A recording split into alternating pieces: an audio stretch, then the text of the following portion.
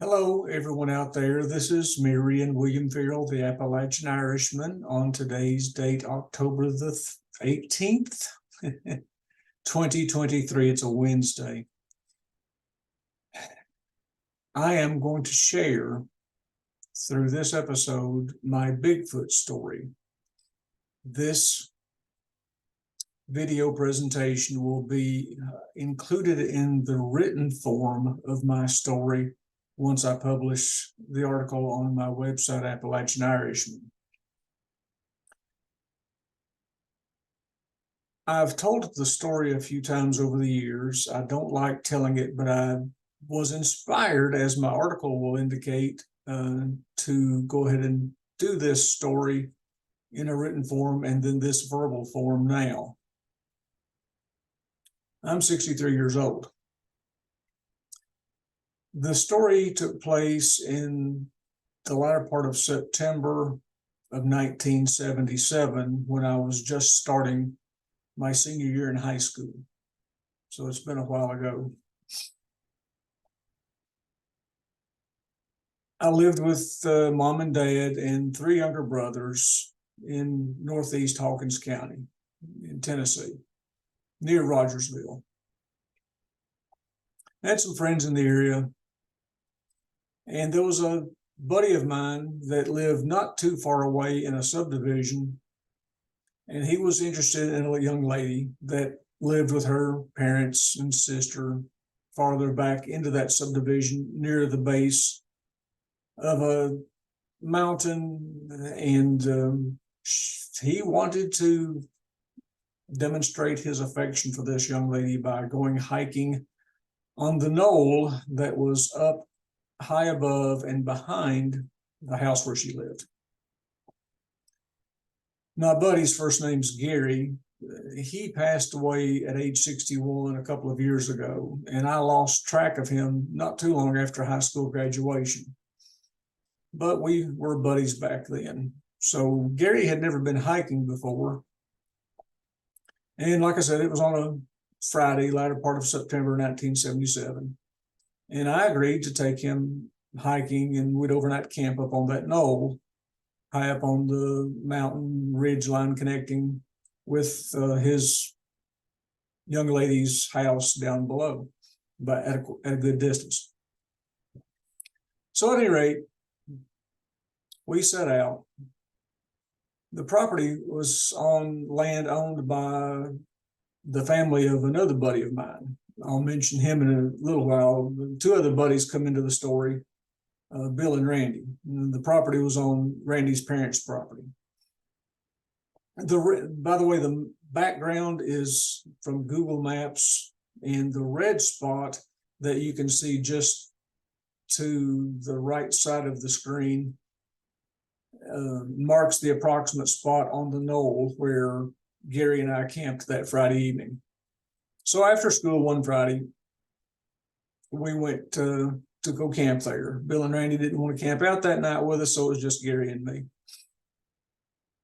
And I had my backpack, my sleeping bag, had a tent that we didn't use because it was warm enough. It was t-shirt weather starting off. We had light jackets to put on as the temperature dropped.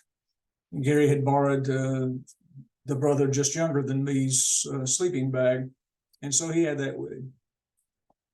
So after school was out, early evening or so, when we started off, there still was enough daylight. It was mostly cloudy. It didn't look like it was going to rain. It hadn't rained in several days, so the ground was dry. So we started off hiking, and if you can see where that red dot is in the background, if I move my hand, go this way. There is right in through there is about going up through there in that shallow area, coming up that way is how we came in to that ridge line. And then we went from that ridge line across to our west to right around where that red spot is. And so anyhow, Bill and Randy and I, along with my younger brother, Bill's younger brother, maybe a few other people at times, camped out back in that area and other places several times over the years. So we knew the area well enough. And so Gary and I, just by ourselves, went up through that trail, going up to the side of that mountain, up on that ridge top. And then we went to the west, our left, to reach that knoll. And it was a pretty steep area. It came up to a fairly level, small spot. And then there was sharp drop-offs to the south, farther west of us, and to the north of us. The only way that you could get to that knoll was the way that we'd come up the trail and across that ridge line. So we were there. Gary's first time to camp. Who knows how many other times I'd camped before, but we were there. He was going to say to his young lady that he had camped up on that knoll behind her house. Excuse me. At any rate, so excuse me again. It was starting to turn dusky when we arrived on that knoll. We rolled out the sleeping bags, didn't pitch the tent. It was going to be warm enough. It was next to a tree, large tree. I'd gathered some kindling to build the fire, had some dry leaves too that you could mix in there with it. So we'll start a fire, cook whatever we brought to eat for supper, get out the cooking kit, that type of thing. About the time that it was pretty well dark, and I'd struck the match to start the kindling, had a little small fire going. And that's when we heard the sound. It was coming up from that,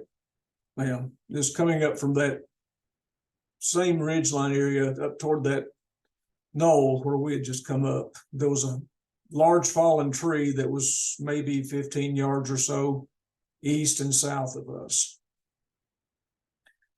And I'm going to try to imitate the sound. I get a little bit bothered every time I tell this story, as it sounds, or it seems to me like it didn't happen that long ago when I was 17 and I'm 63 now. At any rate, just as it was dark, the moon was mostly full, but the clouds were obscuring it, so it was quite dark. Fire just starting to build up in the kindling. And we heard this sound that sounded something like this. And it would be a step and the sound, like there were long strides, the sound coming in between strides. And it sounded like this.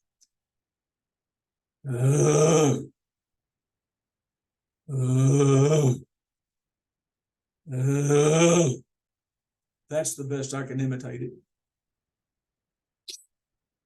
Well, we heard all that, and it was coming up. It stopped at that fallen tree that was about 15 or so yards against east and below us. We couldn't see anything. We could just hear that sound. And when it stopped around that, on the opposite side of that tree where we couldn't see anything, we heard rattling, shaking, and it sounded like leaves that were down on the ground being shaken around, maybe some small branches in the area being pulled, shaken. Well, Gary and I didn't know what to do. What was that? What is that? We looked at each other and said, and so we didn't really know. We were frightened. And it bothers me to tell the story even now a little bit, even though I'm sitting here in my home office. But at any rate, the entity, for lack of a better term, moved parallel with that fallen tree some few feet to our north or to our left as we were facing that wooden tree or fallen tree. And of course it was wooden. At any rate, so it stopped right in through there, and we could still hear the heavy breathing, the sound, and We could still hear leaves and branches shaking. So I just told Gary, let's pack up and get out of here. And so he rolled up the sleeping bag my brother had loaned him. I rolled up my sleeping bag, put mine in my backpack. He had his that he just carried. Put up the cooking gear. And it was still yet quite dark. The moon still behind the clouds. And so the entity began moving back toward that little trail. It's like an animal trail that was from that ridge line up to the knoll where we were. And so the entity moved back toward that trail and began slowly walking toward us with that same sound, the vocalization sounds. It was within 15 yards of us, but it was down from the knoll and to our east. And neither Gary nor I could still yet make out any type of an image. We just heard the sound. We heard the slow steps. I still get little chill bumps or goosebumps when I tell parts of this story, such as now.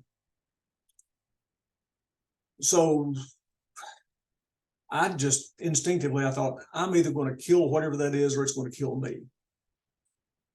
I carried a hunting knife strapped to my right hip area, hooked on, with my belt. And the fire had already gotten up a little bit better. I had carried a little small bottle of kerosene that I'd put into the fire to help it start if there was damp fuel for the fire. And so I'd gotten that little bottle of kerosene, poured the kerosene onto the fire. That brought up the flames. I'd already put some larger branches, limbs, onto the fire to build it up before. So I took my hunting knife out in my left hand. I picked up a branch. It had fire on the end of it, not on where I'd grabbed it, but there was fire on the end of it, like a little small torch almost. It was burning well enough. And I just decided that I was going to run toward, I didn't run, jump toward that sound that was maybe 15 or less yards by now away from us. And still couldn't see it because it was dark. There were tree branches all around, and it was down below that knoll there where we were up higher. So I jumped. I may have jumped about 5 feet forward or so, or 10, something like that. And I hollered as loudly as I could, just or some kind of loud sound, knife, torch, basically. I landed. And I didn't hit anything, and nothing killed me or hit me, so I'm glad. I mean, just after I'd landed, then Gary and I both heard what was definitely two-legged running in long strides going down the ravine that was to the southeast of where we were set up on that knoll. A steep ravine going down, and we heard, I mean, it was slower, with doof, doof, doof, doof. Broad strides, two-legged. I knew and know now how an animal in the woods, like a deer or a cow, sounds when it's walking, or deer, like especially deer when they run through the woods, how they sound on a leafy ground in the fall. It's a distinct four-legged sound. You can hear it, but this was a thump, thump, thump, thump, two legs. There wasn't a four-legged sound. We didn't hear the growling. We just heard the running. And then it stopped down deep in that ravine to our southeast. And so, well, what do we do now? Let's get out of here. And so we'd already had everything packed up, loaded, got the backpack on me. Gary picked up my brother's sleeping bag, and I had a flashlight that I cupped, put my hand over the front of it to cup the light so it wouldn't be quite as bright, beaming out, just enough to see where we were walking down. So we started walking slowly, quietly, without talking, down from that knoll, back to that, let's see if I'm getting my finger to work again, back to that ridge line, which is right about in through there. So we got back to about that ridge line area. And then from there, the trail goes on down to where we come out. So we got back to that ridge line safely, started to go on back down to come out. We didn't say anything. We didn't hear anything. The woods were silent.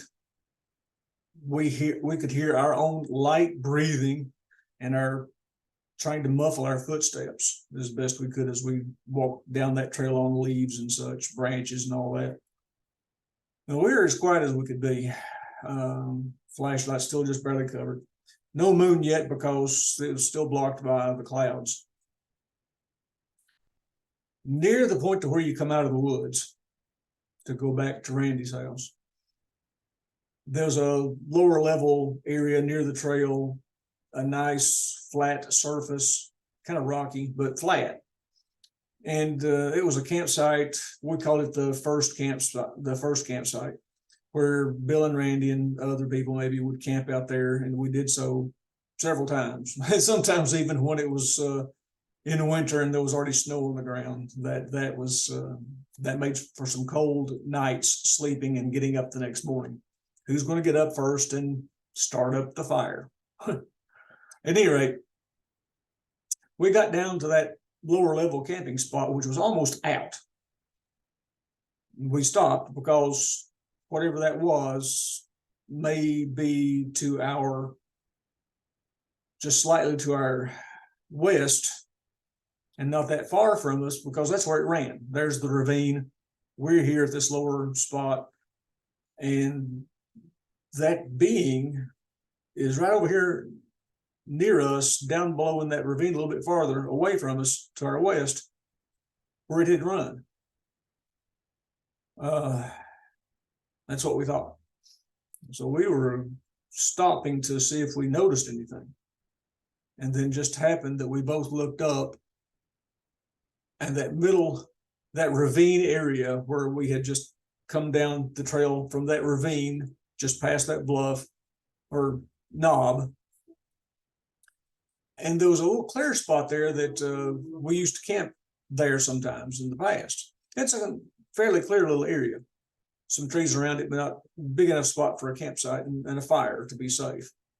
And so at that spot, right around that time, the moon came out from the clouds. And it was on almost a full moon, not quite, but it was waxing or waning, but it was still mostly full. And as folks say, if I'm lying, I'm dying. And I got the chill bumps come back a little bit. But we both saw, and it wasn't a tree. There were other trees. There were trees in the area. You could tell there were trees. But there was some figure, looked to be quite tall, broad, 2 legs, standing on 2 legs, broad shoulders, 2 arms, and a head. Decent sized head for the size of the body. Standing there, looking down at where we were. And as best I recall to this day, it looked like there were 2 eyes that were glowing or reflecting green light, like an animal eyes reflects light at night. Looked like there was 2 eyes that were reflecting green as this entity was looking down at us, we thought. So what it looked like to us. It didn't move. It didn't make a sound. There was no sound in the woods. Not a bird, nothing. So Gary and I just rather quickly decided we're out of here and walked the rest of the way back to his car near Randy's house. He drove me home, then he went home. This was all on that first Friday. Mom and Dad were surprised that I arrived home without having overnighted to come back the next morning. I told them my story, like I'm telling you now, basically, and they were just glad that nothing happened to Gary or me. Well, that weekend went by, and the next week at school, high school, I saw Bill and Randy, and talked to Gary, of course. Gary and I didn't talk about that whole event very much, but when we did, we had the same memories. Like I said, he's passed on now a couple of years ago at age 61. But anyhow, that next week at school, I told Bill, and probably that Monday, I told Bill and Randy about what happened and the experience that Gary and I had the Friday before, and Bill seemed to believe what I was saying. Randy's more of a joker, skeptic, and all that, so he didn't believe me. He thought I was making up some stuff. And so I got my dander up, and I said, all right, then let's go back and camp out on that ridge line down below that knoll. I was not going to go back up on that knoll again to camp out, or even just to walk up there. I have not been back to that spot yet, and don't plan to. Well, I might, maybe now that so many years have gone by. So I told him, let's just go, if the weather's good, this coming Friday, and we'll camp out up on that ridge line where we've camped out before, and see what happens. Well, they agreed. So that Friday evening came along, and the weather was nice. It's seasonably warm, and it was not as cloudy, so there was more still yet of a moonlight. You could see a little bit better at night.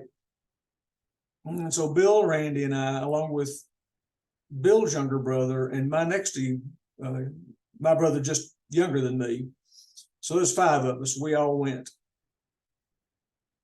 We didn't pitch any tents because it's going to be warm enough, just light jackets, that type of thing. And so we pitched our, we put out the sleeping bags in a row, kind of where our feet would be facing north. Ridge line drops off to the north down that way very sharply. To our left, going west, is that knoll area I was telling you about. We came up from the south. Nobody wanted to put their sleeping bag out there on the very edge closest to that knoll, so I did. We started a fire. We had plenty of firewood, and we got to making supper, cooking kits and whatever food we brought. We made some kind of a beef and bean stew or something like that. It was always good, and we ate. It was pretty filling.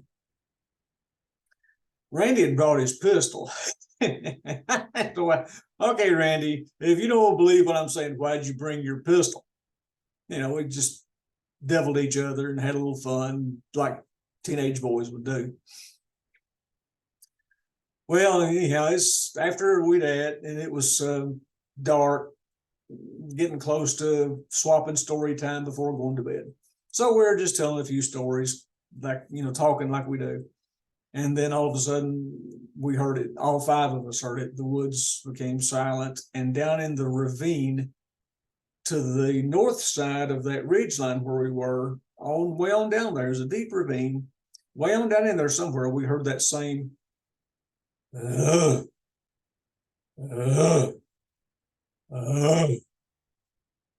sound, and we could hear shaking around like it was branches being shaken, leaves being rattled on the ground. We never heard anything more than that. We didn't hear steps. It was as if that same being or entity was down below us that next Friday when the 5 of us were there on that ridge line. And doing the breathing hard sound, the gruff, loud growling sounds, shaking stuff around, branches and leaves, but wasn't walking. Well, like I said, we had a pretty good fire built up, and I took the kerosene again from my bottle of kerosene, poured it on that fire that brought up the flames. We'd already stoked the fire with plenty more wood, and we had like a small bonfire going. It was a clear enough area where we weren't going to catch the trees on fire or nothing like that. Leaves were all away from the area, and we'd skirted the leaves away. And so anyhow, we had a good fire, and we just listened. I don't know how many minutes it went by, but for some number of minutes, we could still hear that sound,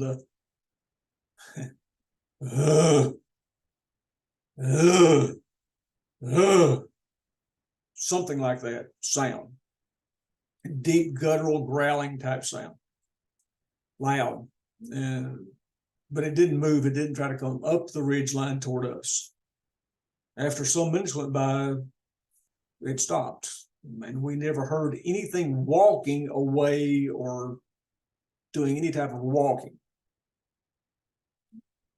Well, we decided that it was going to be safe enough, since Randy had his pistol as well. Well, we'd camp out overnight there, not leave, like Gary and I had done the Friday before, but we'd each one take a turn staying up and keeping watch at night while the others could sleep. So that's what we did. Piled up in sleeping bags, one staying awake, not in the sleeping bag, just tending the fire. Nobody through the night, whoever was keeping watch. No one heard anything else. Nothing awakened us. Whatever it was had gone.